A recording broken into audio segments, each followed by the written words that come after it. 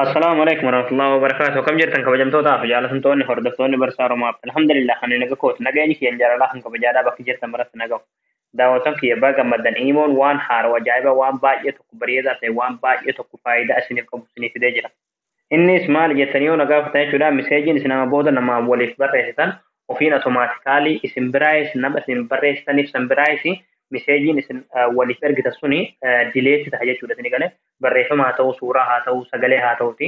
Ofiin automaatikaalii yoo barbaadan guyyaa tokkoon booda, yoo barbaadan guyyaa torbaan booda, yoo barbaadan guyyaa soddomiin booda jechuudha.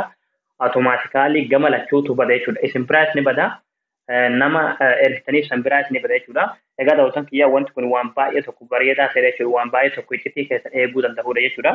Hayyee daawwatan kiyyaa immoo waan kana qabu gabbuufachuudhaaf as Google Chrome keessanii dhuftanii achi booda bakka sarchii kanarratti michuu joobsitanii barreessanii michuu joobis achi booda sarchi goosiftu achi booda asirratti michuujobs.com hojii warratti yeroo tokkoof kilikni gootu achi booda haala kanaan asitti isin fida asirratti ayikoonii sarchi kanarratti yeroo tokkoof kilikni gootu achi booda bakka sarchi kanarratti iimootanii barreessanii achi booda sarchi goosiftu achi booda haala kanaan suuraa kana isinii fida suuraa kanarratti yeroo tokkoof kilikni gootu achi booda imichi gabbuufachuudhaaf seera suutu gadanii deemtu suutumaan gad deemtu gaduma deemtan gaduma deemtu kenoo as jalatti aappii as tuqaa buufadhaa akka jiru jalatti daawulood kan jiru jira daawulood kanarratti kilik gootanii imichi gabbuufatanii achi booda imicha ni baratanii achi booda piroofaayilii keessatti yeroo tokkoof kilikni gootu achi booda seetingis kan jiru kilikni gootu achi booda ammallee piraayiveetii kan kilikni gootu achi booda kenoo asirratti diiseebiriing miseejii kan jiru irratti yeroo tokkoof kilikni gootu achi booda haala kanaaf filannoo sadiin isiniif ka'a.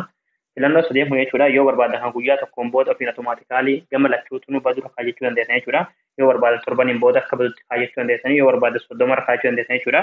Osoo kiyyaa guyyaan tokko yoo kaa'atan hedduu tokko bareeda jechuudha. Yeroo ammaa kan namni wal amanuu dhiisee jira waan ta'eef kanaafuu wanti isin namaa waliif ergisan jechuudha waan fedhe yoo ta'u ofiin automaatikaalii sa'a 24 booda yoo bade hedduu takka isiniif bareedaa dhiyeessan yaada jechuudha. Egaa daawwatan kiyyaa viidiyoo kan akka namni baay'een argeerraa fayyadamu laayik sheer waliin godhaadha waan fudhataniif galatoomu.